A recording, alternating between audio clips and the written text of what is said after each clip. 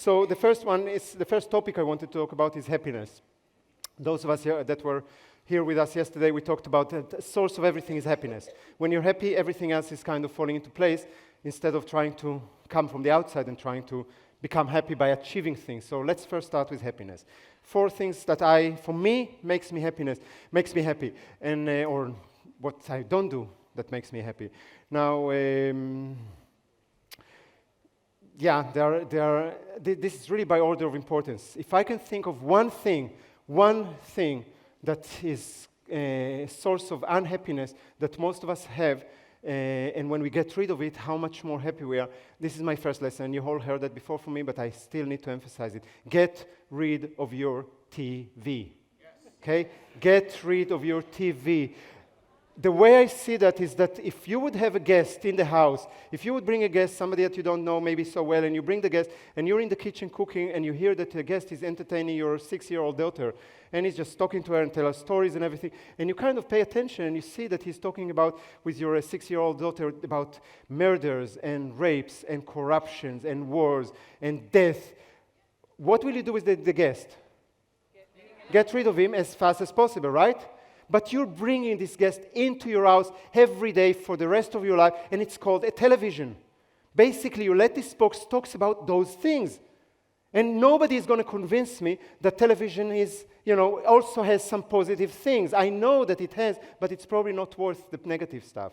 Okay, it's probably not worth it. My favorite suggestion always with television, especially if you have big, expensive television, is give it as a gift to neighbors that you really don't like.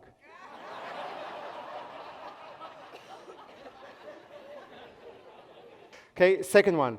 It's my favorite second best thing you can do for your happiness is stop consuming news media. Again, nothing new for you, nothing new if you've been with us, but I need to say that. Okay? Remember, this is my legacy. It's my legacy for my daughter, it's my legacy for you. And it's everywhere. It used to be in the radio, it used to be in television, it used to be in the papers. Now it's everywhere. It's on YouTube, it's on the internet everywhere, it's on Facebook. Everything is there all the time. News media is never positive. News media is planned to make us feel fear. Okay, is planned this way. I am not into conspiracy theories and everything, but that's how it works. Fear sells, and fears I don't know what to say, motivate, but moves people. So news are engineered to be negative. It's also what sells news at the end. All right, the third thing, by order of importance, if you want to be happy, my suggestion, I would want to say the word get rid of, but no one of you is going to get rid of it, so I would say go on a diet or go on a calorie restriction of social media and email. Consume less, at least less often. We are all the time on our emails, we are all the time on our social media. Every time there's something new, there's a beep or a buzz or a little red point, and we actually check it. Now, you heard that from me before. I don't want to go into that too much. Give it a try, guys. Give it a try what happens without it. My recommendation, get it off your mobile phone. Do you know that research shows again and again that people that are on Facebook a lot are less happy than others? Because they're all the time being confronted with the happy life of other people. Right? And although we know that when people are saying, yeah, look at how my birthday party went and everybody's happy, everybody knows that they put the same picture although they are not that happy, and still we are being confronted with that all the time. Last lesson for happiness, my lesson. It's not lesson to you, it's my lesson. Okay? This is about meditation. I would recommend everyone to meditate, at least to give it a try. But meditation has a lot of other benefits, from calming you down to releasing stress, to become much more clear in your mind, to better health, and to much, much higher happiness when you can do that. And so I tried so many meditations through my life, and I kind of got stuck on a couple of them that works for me, and I'm using them on a daily basis. And there are some that I'm using more in special occasions. But if you don't know meditation and you never meditated, then my suggestion today, it seems that it works and people really likes it, it really works for them, is the guided meditations that you can find today online very easily. There are 2 apps that are free, and you just put them on your phone, on any phone, and you just put the earphones in, and they guide you through that. And it guides you with the right music, and it guides you with the right words. And if you're a beginner, then it's really, really much, much easier. It's not the most in-depth meditation. It will work more on your stress level and on more superficial levels of your body and your mind, but it's very powerful as a starting. So if you want to check that out, one of the apps is called Calm. Just look it up in the App Store or whatever type of phone or tablet you're using. And the other one is called Headspace. There are more, but those are the ones that I actually tried. I was curious. I tried, and I must say I'm impressed. It's not easy to impress me, but they're pretty good. Okay, they're pretty good. Next topic. We talked about happiness a little bit. Let's talk about living fully. Living fully. Most people do not live. Most people just walk through life like a tourist. They're kind of looking at what's happening. They are having some experiences for themselves, but most people don't live fully. Live fully means that when you are there in the moment, you're engaged, you're participating, you're part of life in any area. You heard that from me probably a million times, but whenever you are bored for whatever reason, it's because you're disengaged. You're right now not participating in life. You're not taking part in whatever is happening, so you're getting bored. If your kid's getting bored, it's the same thing. They're just right now disengaged, not participating. It says my lesson is experience more. Choose to experience what's happening. My next lesson, and it connects to that I learned, and it was hard to do that with Vera because she doesn't like it so much, but for me this is very, very powerful, is get lost more. Get lost more, not get lost, fuck off kind of. Get lost, lose the way. And I like to do that. I like to do that a lot in vacations because I have nothing to lose at that time. So I just like to take the car and just say, let's see what this road goes. But it's not on the map, but it's not going to get us closer. So let's just see what happens. And somehow, and that connects to experience, somehow when you get lost, you find something, isn't it? Get lost more. In a lot of areas, guys, a lot of areas. It's easy to start in vacation because you have nothing to lose. But when you allow yourself, when you get practice to that and you feel more secure about that, you trust more, we'll talk about trust a little bit later, then, get lost in other places. I got lost this year a few times, or in the last 12 months. And I didn't like it, it's not enjoyable. But when I'm looking at it now, I'm actually saying I gained something. Okay, I found some things that I didn't know. Next one, in living fully. We're not alone in this world. Although we think so. Sometimes we feel so. But we are not alone, and there's more people. And I found out, we talked about giving, and we'll probably talk more about giving, but I found out that there is one practice that I really, really, really like doing, and it gives me a lot. And sometimes I forget, and I'm going a few weeks or months without it, and when I do it again, I'm back more alive, really more alive. And that's random act of kindness. Random act of kindness. Random act of kindness. It's when you just see something that is happening in the street or wherever, and you see an opportunity to do something good for a second for somebody else without any expectation, and suddenly you feel totally alive. I don't want to say you, I feel then totally alive. But what I found out when I started doing it more is that there was a period that I said I want to do every day. Every day I want to do a random act of kindness. What it forces you is to start opening your eyes, because most of the time I'm at home. So there's not a lot of random kind of act of kindness that I can do at home when I'm sitting in my office. So every time that I'm going out for anything, I need to pay attention. Where is the opportunity? This is what I mean by an opportunity to live fully, because it forces you to look around and see how can I bring somebody's smile today? Next one about living fully, and that's very connected to this. Acknowledge yourself. Acknowledge yourself a lot. You are an amazing person, and you are alive. And when you can start acknowledging yourself for what you're doing or what you did today, we used to give people this acknowledgement diet. I don't know if how many of you did that in one of our trainings, but we asked you to do for 30 days acknowledgement diet, which means every night before you go to sleep, you have this beautiful notebook, and you need to write at least 10 things that you did today that you want to acknowledge yourself. And it can be anything, I brush my teeth, so I took care of myself. great. Or, I helped my kid with a soccer practice, great. Or I did a random act of kindness, or I called this difficult client. Whatever it is, it doesn't really matter, but you can't go to sleep before you acknowledge yourself 10 times. Most people, if I will ask you right now, acknowledge yourself for 3 things that you did today, you will find it hard time to come up with that, okay? While you probably did. Okay, and this point of acknowledging yourself, it's the same thing as I said before. It brings you into awareness the whole day. Hey, what am I doing? What am I doing that is worth acknowledging? And you're living more fully. Does that make sense, guys? Relationships. The first one, strive to be interested instead of being interesting. So one of the ways to do that is, of course, to listen more than you talk. Okay? And I know that you know me, most of you know me as a person that talks, because that's what I do. That's what I get paid for, to talk. But when I'm in one-on-one relationships, that's not how I do. Okay? Most of the time, I will listen. And most of the time, I will listen not even as a purpose to give advice or to answer that, but just because I want to learn the other person. And I learned that a long time ago. Part of it is introverts. Most introverts are good at that. Okay? Introverts are good at listening. Okay? So this is more of a lesson to the extroverts, is that you want to, at least to try it, to give it a try, to make the other person more interesting and to see if you can listen. Another one, I don't think I need to convince you about that, but the world, this is one of my, one of my things about the world, one of my dreams one day to change. Hug people. Hug people. Hug people. Get more hugs. Give more hugs.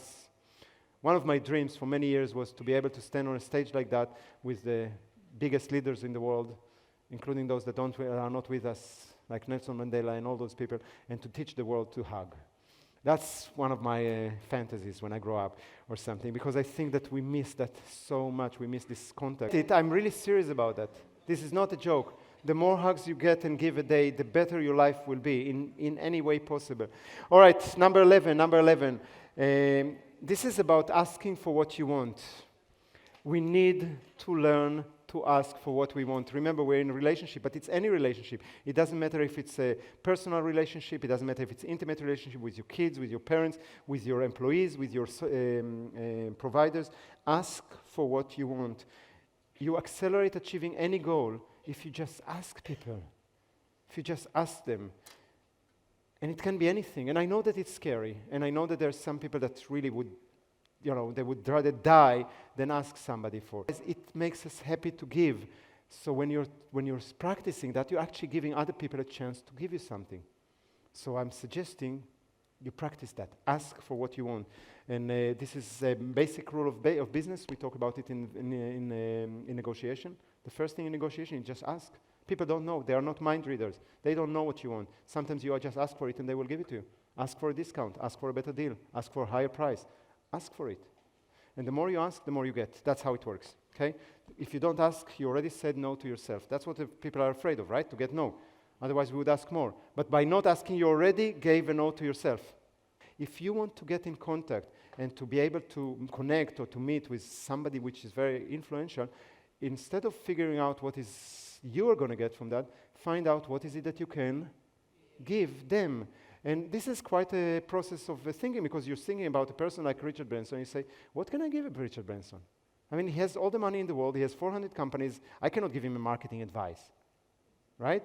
So money I cannot give him. So what can I give a person like that that will be interested to make a connection? And you need to find it out. And I cannot tell you what it will be, but figure out what it is. Today, most people's lives are online. So you can find out what those people are interested in, what those people are passionate about it, what is it that makes them tick, and find out what you can do in that area. Okay, so it takes time, but you need to focus on what is it that you can give them, not what they can give you, but what you can give them. And you can find about each one of those people that you might be interested about, just see what they're interested in. So we're going for the next 4 lessons. They are about family. So the first thing is actually about your family as more extended than just your kids. This is something that we taught for many years in trainings before, is that there is a time in our lives, and most of you passed that time, that you need to fire your parents from being a parent. What people don't understand is that parents is a job description. Okay? it's a job description, and it has some tasks, and you have some goal at the end, right? And you need to, probably the end goal for you for your parents was to bring you to a point where you're an independent and successful person. But at one point, you cannot keep on giving them the chance to stay or the opportunity to stay in that role. They will want that. Most parents will want to stay your parents in that job because then they can tell you what to do and they can give you feedback and they can, tell you how to do the laundry and how to raise your kids or whatever it is. And there's good things and bad things about it, but at one point, usually around the age of 18 or 19 or 16 or 25 or 35, but at one point, you need to tell your parents, listen, that was wonderful, you were great parents or not so great parents, whatever you want to say, but we don't need to be on that level anymore, okay? You're fired. From now on, we can be friends, or we can be relatives, or we can be whatever it is, but the parenthood part is over. And it's the same thing that you need to do with your kids. Okay, you need to quit from being their parents at one point. And you will decide what is right, or they will decide when it's right. But usually, again, around 18 years old, especially if they left the house, that's time for you to back off and say, okay, from now on, do I want to stay in the position of being a parent with all the responsibility, with all the good things and bad things about it, or am I willing to become now a friend of my child? Number 14. This is about your partner. If you have an intimate partner, then that's the relationship, or that's the family member that we're talking about right now. Tell them that you love them. Tell them that you love them every day. Every day. It doesn't matter if you think they know. It doesn't matter if you tell them I love you and if they say back to you, I know. You still want to tell them. You don't know when is the day. You do not know if the day you're going out of the door and the bus is going to hit you. And you will be sorry and they will be sorry if you didn't have a chance to tell them I love you. It's a simple sentence, guys. We tend to think that if we have a relationship, then it's kind of forever. And it's not. Because feelings dissipate and passion goes away. And if you don't invest in that, it's like a plant that at the beginning looks very beautiful, but if you don't keep watering it all the time, at one point it will die or go to somebody that will water him.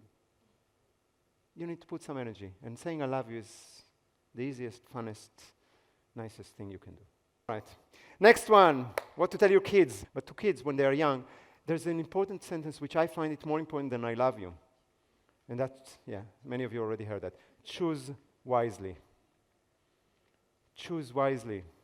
It's a message that, and my daughter at one point when she would go to school and we would drop her from in front of the school with the car and she would go and she would say bye and we would say, yeah, I know, choose wisely, I will. But this is something that is actually get into their mind. When they hear that every day, choose wisely, then when they make choices in their lives, they will be different. They will at least think about it. And you give them power. This is a way to empower people. The world doesn't happen.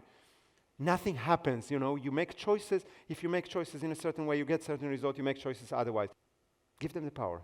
Empower them to make choices. Does that make sense, guys? Yeah. The fourth one, the last one. This is the best lesson for your children. For some of you, that will be very confronting right now.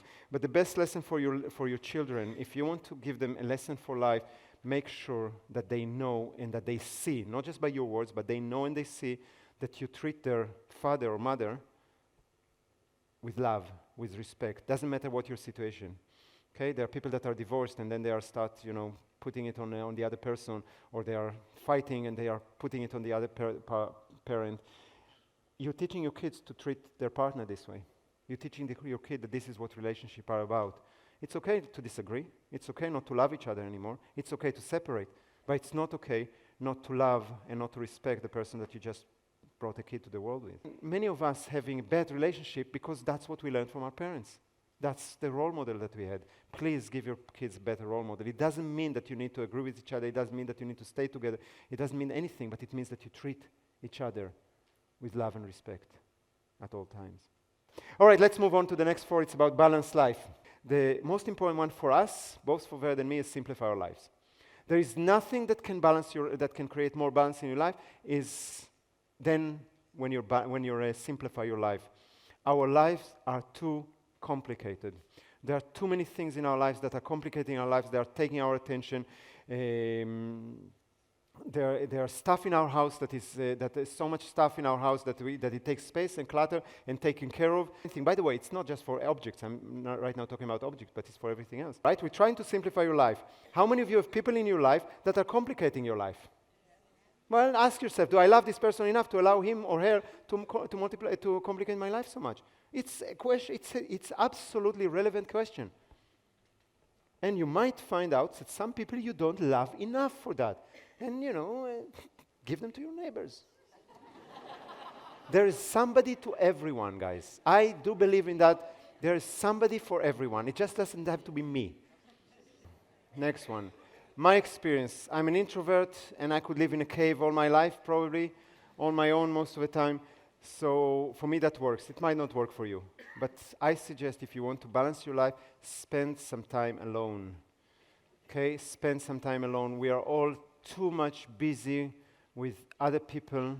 It can be half an hour a day. It can be, taking a couple of hours in a weekend. The point is that you're really then alone, and you're pinning it down in your agenda. Because somehow we are never number one for ourselves. Somehow, even if you say, yeah, it's mommy time now. Now I'm going to be alone for a few hours because I need to recharge, and I'm going to the spa or to the sauna alone. And then there's always something else coming, right? Either the kid gets sick, or the dog is throwing on the carpet, or your husband is an asshole, or your friend wants to join with you. I mean, I am just using it as an example, but you understand, right? We are always keeping ourselves last. So you need to put yourself first, because otherwise you cannot be there also for others. I'm going to take the next one, number 19, just what we just said now, and take it a little bit further. I would suggest that you will take every few months what we're using as a vision week.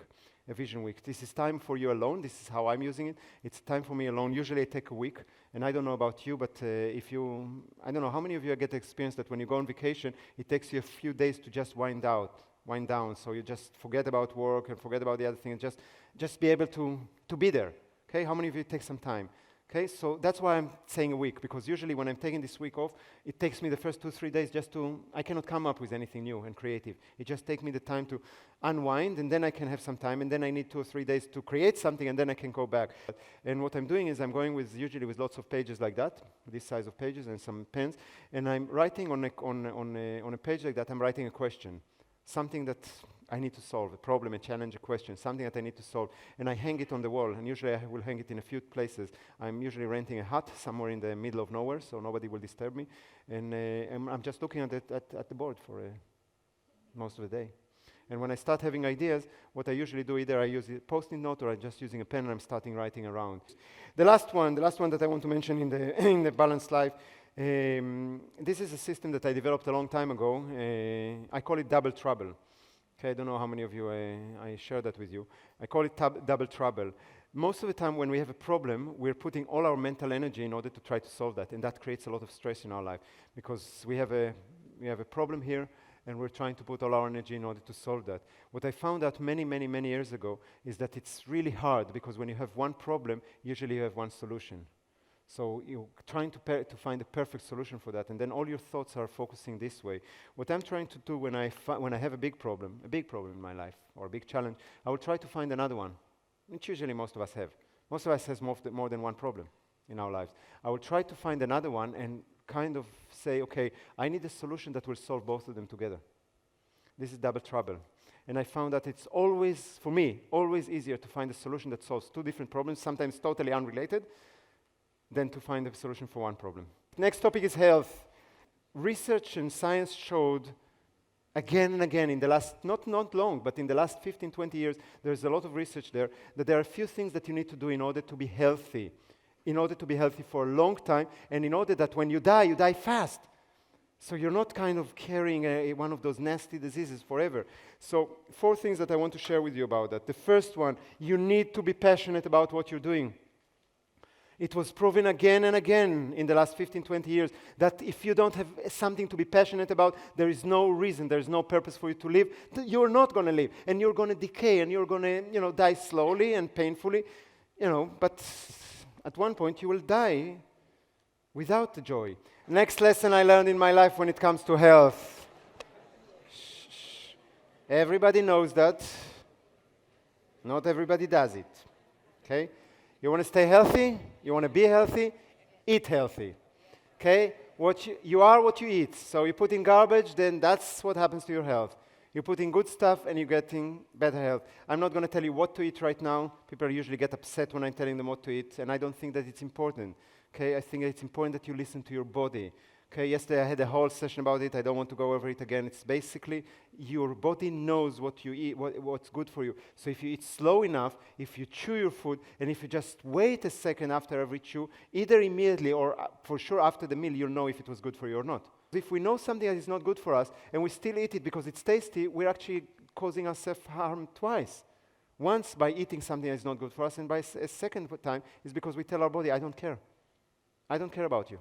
Okay? It's more important for me to feel for a few seconds the taste on my tongue. If you really need that, then put it on your tongue and throw it. For the taste, I mean, there is no taste that is coming here. The only taste is in your mouth. The next one, very, very important. People don't like it. You need to move your body. You need to move your body. You need to get your body to move. We are too much sitting all the time.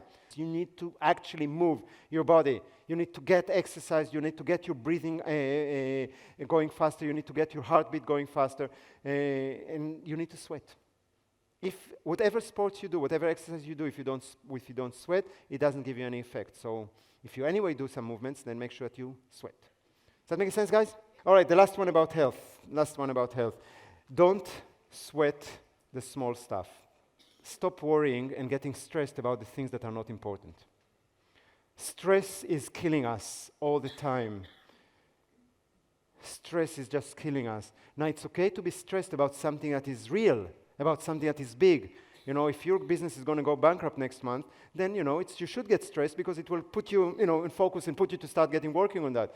But if you're stressing about everything that is happening, if you're getting stressed because Donald Trump is being is being voted in America, this is really small stuff for you. Stress will kill you, is killing you. And it's not killing you with heart attack, by the way. Stress, what it does, it creates inflammation in the body. And everything with inflammation becomes a disease. Okay, cholesterol by itself is not bad. There is nothing that cholesterol can do to you. When cholesterol and inflammation works, then you start getting plaque and you're getting stuff that is blocking your arteries. Okay, before that, there is no problem. If you will live totally free life without inflammation, you can have as much cholesterol as you want. Let's move on. Business. So the first one is give first. Okay, my first lesson for business, I cannot emphasize that enough. You heard that from me. If you've been to any of our trainings, give first in any way, shape, or form. If it's networking, give first. If it's front end, as a way to get people to know you, like you, trust you, give first. The next one is really, really, really important. We need a way to leverage other things. And what I usually recommend is to leverage things that are called OPM, OPK, and OPT. There's more. This is other people's money, other people's knowledge, other people's time. There are more. There are more OPs, but those are the OPs that I'm usually looking at. And this is where joint ventures becoming very, very, very interesting. Very, very interesting. When you start using other people's resources by exchanging stuff. Number 27. Number 27 is actually an extension of this. Learn to delegate. Learn to delegate. That's the first part of it. The second part goes, then delegate. Because it has two parts. Then you can delegate to anyone. We're talking about business. People are thinking, yeah, well, I need to delegate to an employee or to a freelancer that's going to cost me a lot of money. But you can delegate to volunteers. You can delegate to your partner. Make your partner, husband or wife, make them a partner in the business. Ask them to do something. The things that you are not good at. It's better to delegate to people that can do 80% of what you can do, and you are focusing on what is your core thing, than to delegate only to people that can do that exactly like you. That's the problem we have, right? I'm not going to delegate to somebody because he will never do that as good as me. Yeah, nobody's going to do your things as better as you, but is it really important? Maybe it can be delegated to somebody that can do that 80%, give them some feedback so they can improve it to 85%, 90%, but still, they are doing it and it doesn't take your time, so you can focus your time on something which is more important. The last one for business that I wanted to mention is make sure that you give everyone in your business a chance to contribute, an opportunity to contribute. The moment that I grew up from this stupid notion of that my way is the right way or my way is the only way, then I could start allowing other people to contribute. And people love to contribute. When I'm smart enough to allow them to contribute in their way, they will work like you won't believe. We think that employees are assholes. It's just because we were employees. When we were employees, we were assholes. And that's it. It's not because it's real. Okay? Every employee problem is never an employee problem, it's always a leadership problem. All right, so the next ones. Next four lessons, my life lessons, are about money. First of all, in order to make money in any place, we always make money, or we always earn money from other people. And there is only one reason in the world for people to give you money. Only one. Value, exactly. Only if you deliver value. So if you want to make money, and you can look at it as a euro or dollar, or whatever it is, the simplest way, and the only way in a way to generate money, is following a simple formula which we call V times N. Okay, V times N. V stands for value. N stands for number of people that you can help. Now, you can choose to deliver more value to the same amount of people, and you will get more money. You can choose to deliver the same value to more people, and you will get more money.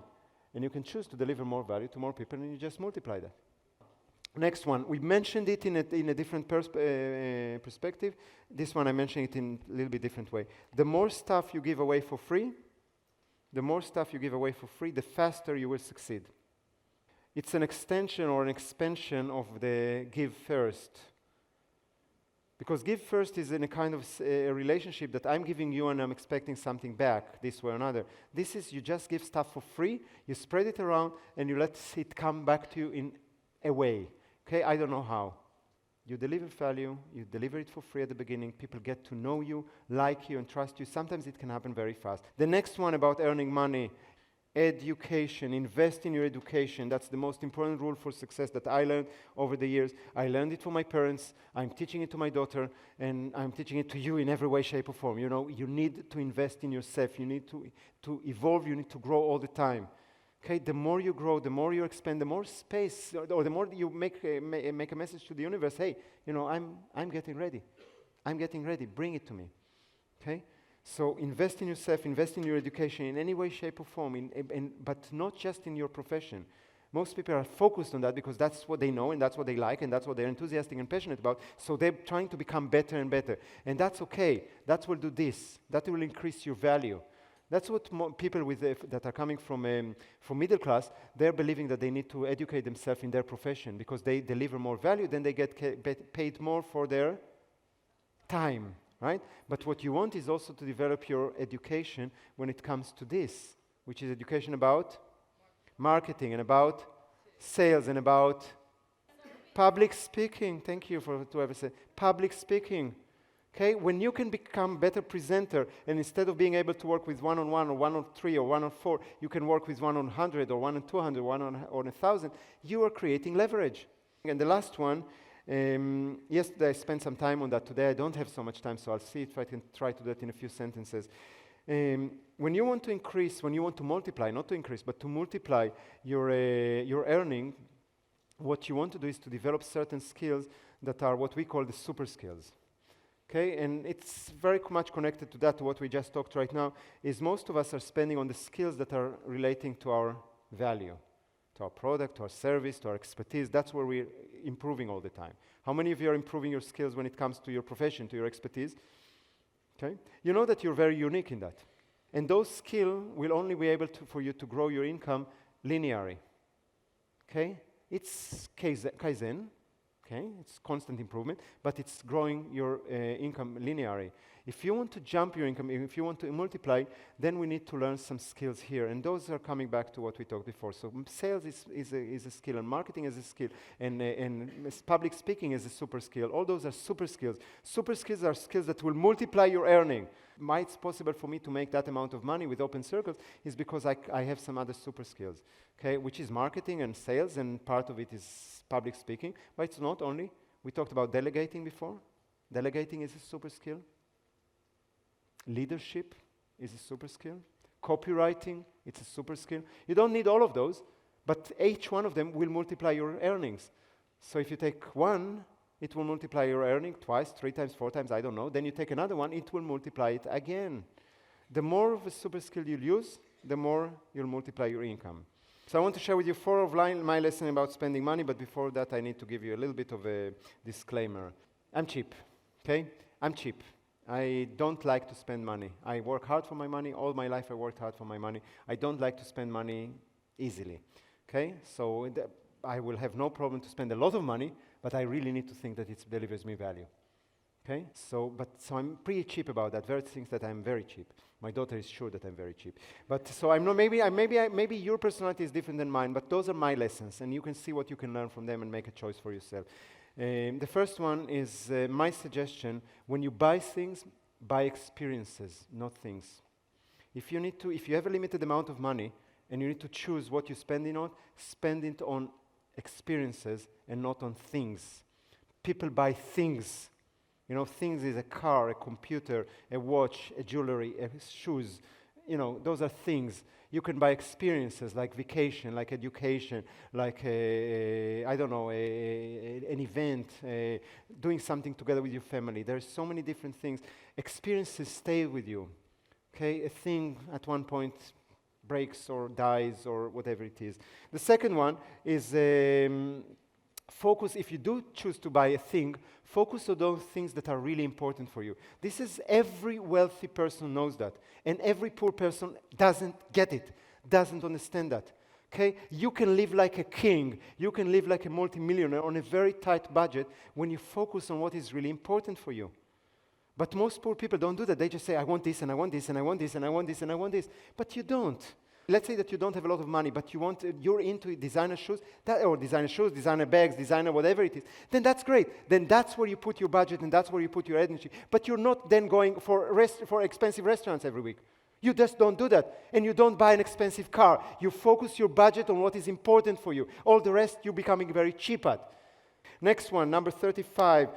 When you buy something, again, we're still in expenses. When you buy something, this is how I'm doing, okay? This is how I'm doing. Not everybody likes that. But what I'm doing, I'm looking at this thing that I want to buy, and I'm asking myself two questions.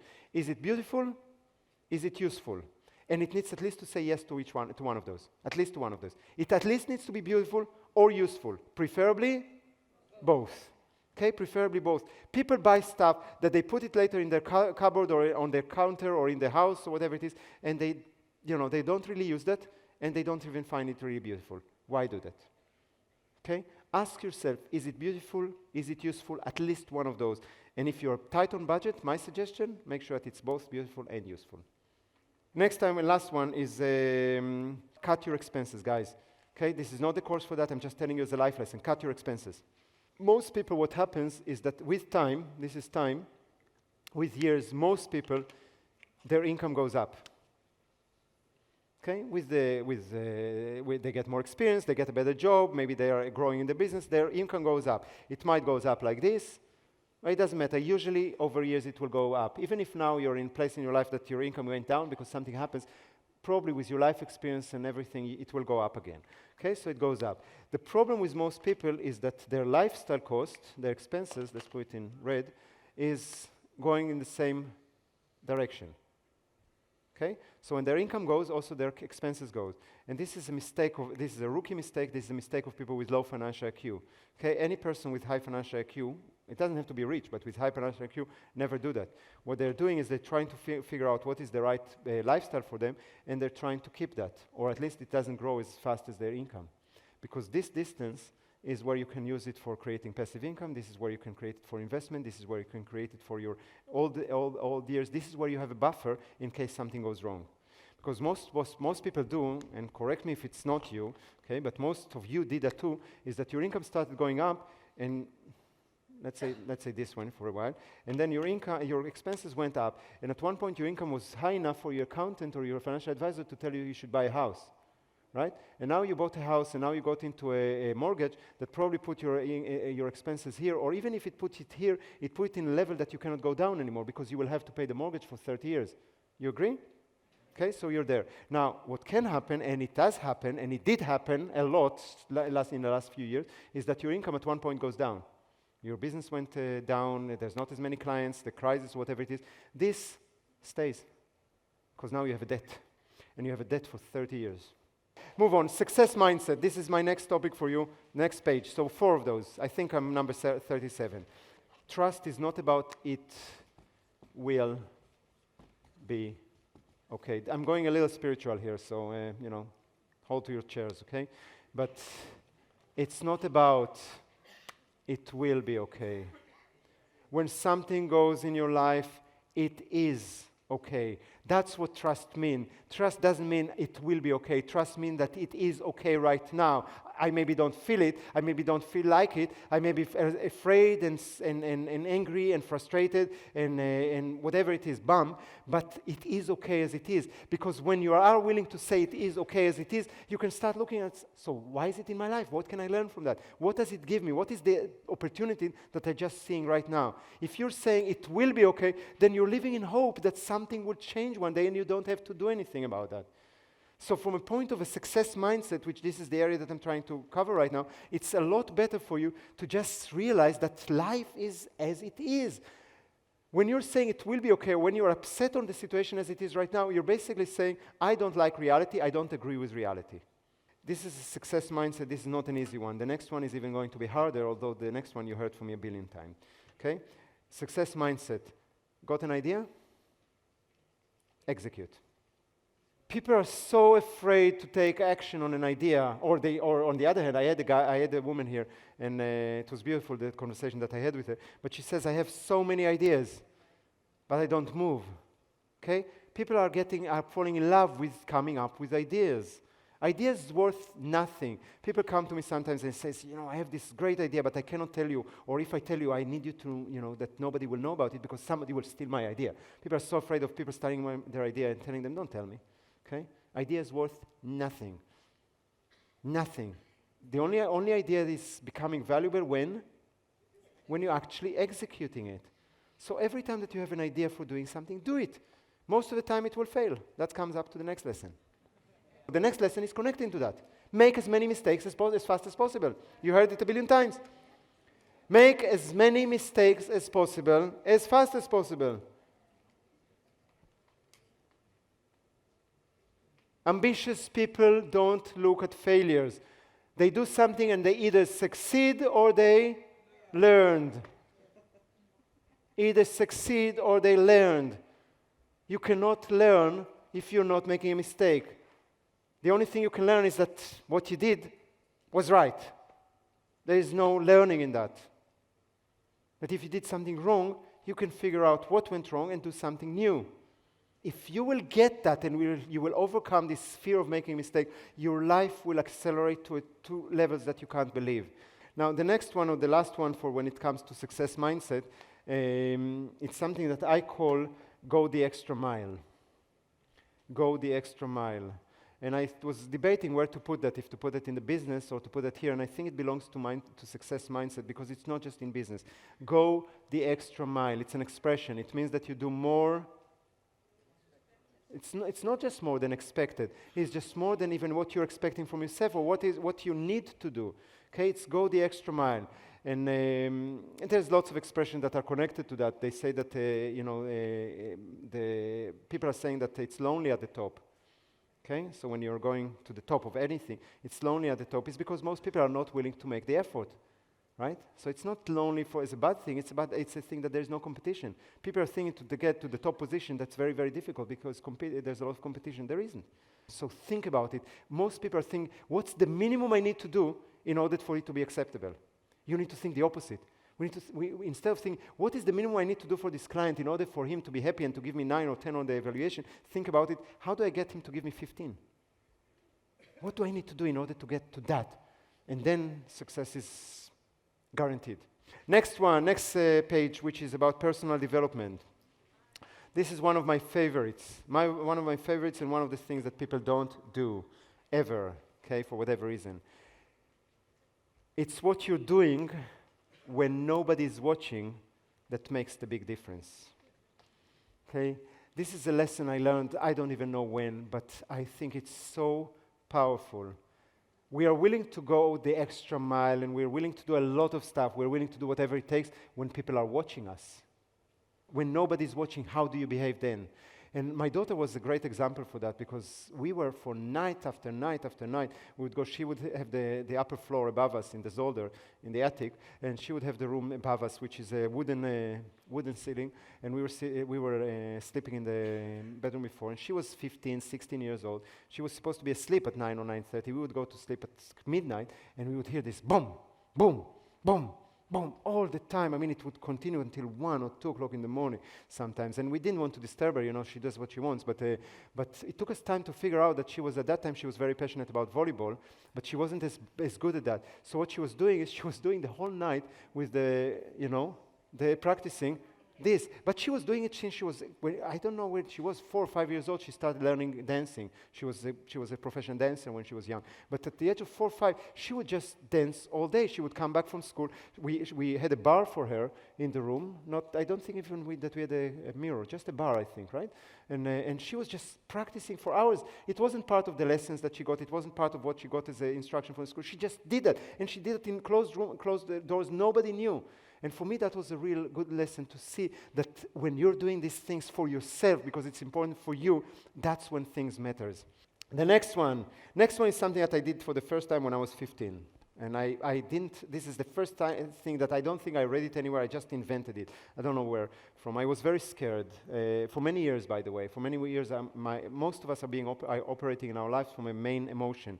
And most of us are either most of our actions are coming from fear, or from pain, or from anger. That's usually how we operate. Until we get to a certain high level, we are operating from one of those 3 emotions. So either you're afraid of things, or you're afraid to be poor, so you go and make money, or you're afraid to be lonely, so you make relationship. And there are people that are working out of pain, and there are people that are working out of anger and frustration and stuff. And I was always operating out of fear for many, many, many years, and I knew that.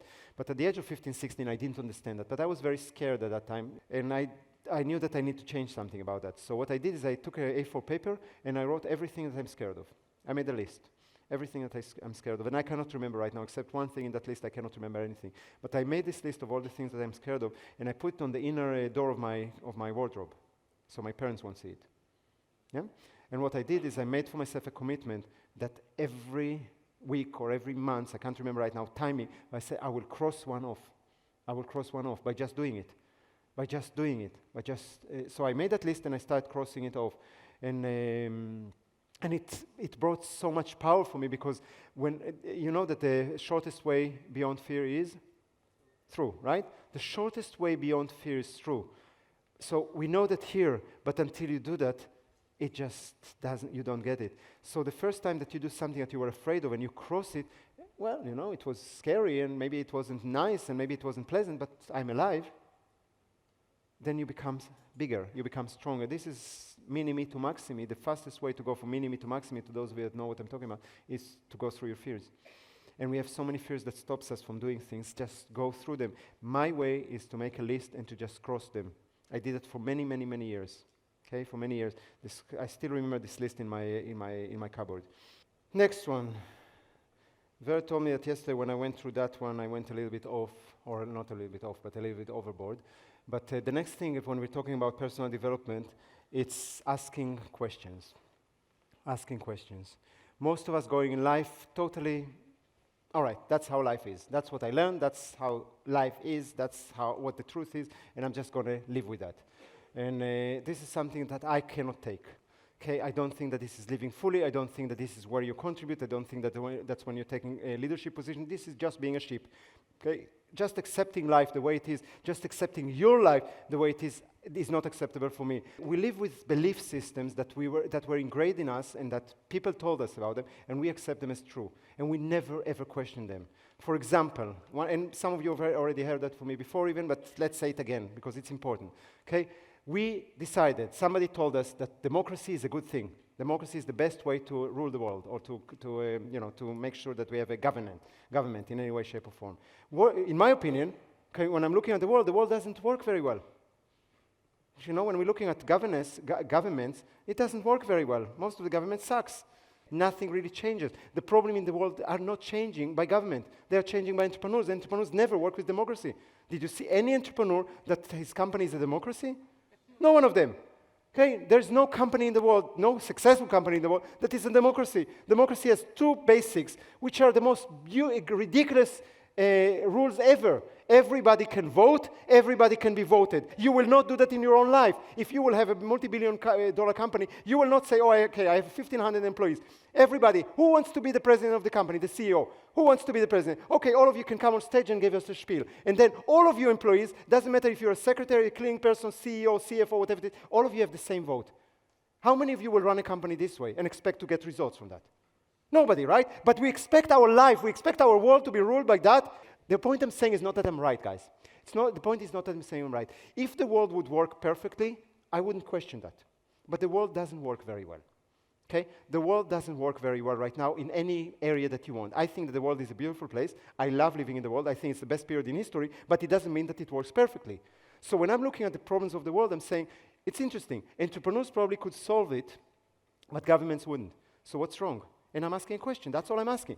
Asking a question. Is what we're having right now is a good thing or a bad thing? The thing is about questioning. Questioning what is true and what is wrong. What is going on in your life? Why is it not working? Ask yourself. And the last one that I want to say for personal development is, again, very obvious, but we should do that, and that's read more. Read more. I know that some people don't like to read. Well, today there are other ways to read. You can read by listening to it or whatever it is. But this is something that I learned from Oprah Winfrey. I really like it. She she came up from a very, very bad, very, very bad background, very poor background, very abusive background. But she learned to read when she was 3 years old. Her grandmother taught her to read. She taught her to read the Bible. Okay, and she actually was reading the Bible for the church group, for the church, in Sundays when she was already 4 or 5 years old. And after the Bible, she started reading stories. She started reading books. And she says that when she was a child, the books created for her the future or the world that she didn't know that possible, but it made it possible for her. And that's how she made her goals, and that's how she became who she was.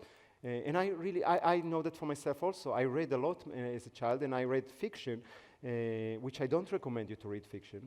I think that today we're grown-ups. Fiction is, you can do it on the plane where you're on a wave vacation, but I suggest you read more, and I suggest you read more non-fiction, because this is everything that you need to know, everything that you need in order to develop was already written. And was already written by smart people. Every goal that you want to achieve was already there. Today, any goal that I want to do, I want to learn how to run barefoot. So I'm going to Amazon.com, I put barefoot running, and I found all those books that are teaching you exactly how to do that from people that are doing it for 50 years. Okay? If I can afford and if I can find, then I will find the people that will teach me personally. Okay? But when you can't or when you don't want to do it, there's a book for it.